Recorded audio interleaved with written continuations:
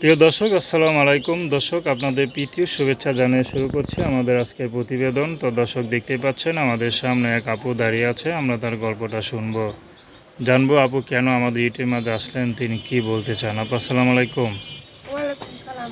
কেমন আছেন? ভালো। নাম কি আপনার? পায়েল। পায়েল আপু। পায়েল আপু, বাচ্চাটা কার? বাচ্চাটা আমারই ভাই। আপনারই বাচ্চা। ইউটিউবে কি মনে করে আসলেন বা বাচ্চাকে নিয়ে কেন আসলেন বলেন। আইসি ভাই অনেক কষ্ট করলাম। বাচ্চার বয়স যখন 2 মাস তখন ওর বাবা ফেলাই দিয়া চলে যায় নেশা করে। আচ্ছা, তো বাবা চলে গেছে, তো বাচ্চাকে এখন কে দেখে? আপনি দেখেন? হ্যাঁ, আমি দেখি। কিভাবে দেখেন? কোনো কাজ বাজ কিছু করেন? হ্যাঁ, মানুষ কবারই কাম করে। তো এতটুকু ছোটো বাচ্চা কোথায় রেখে যান? আমার কাছে নিয়ে আমার।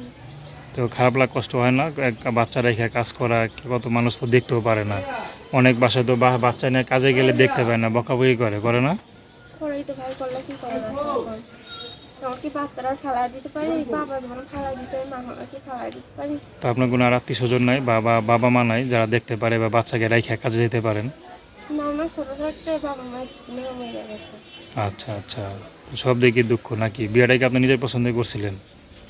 না, বাবা মা দিয়েছিল। খালার গায়ে থাকতাম, খালার বিয়ে দিছেন।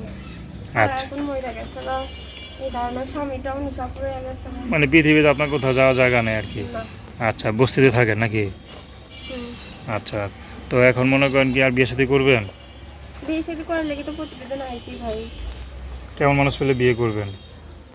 যে আমার পাশে থাকবে, দায়িত্ব নিবে। আচ্ছা, সে যদি বুড়া হয়? বুড়া হইলে কোনো সমস্যা নেই। যদি রিক্সা চালায়? তার কোনো সমস্যা নেই। আচ্ছা, নাম কি বললেন? পায়েল। পায়েল। তো দর্শক, আপনার পায়েল আপুর কথা শুনলেন। তো তার নাম্বারটা হচ্ছে 01826391430। আমি নাম্বারটা আবারও বলছি, 01826391430। তো দর্শক, প্রেম ভালোবাসা সাহায্য সহযোগিতা বিয়ে শাদী করা একান্ত আপনাদের ব্যক্তিগত ব্যাপার।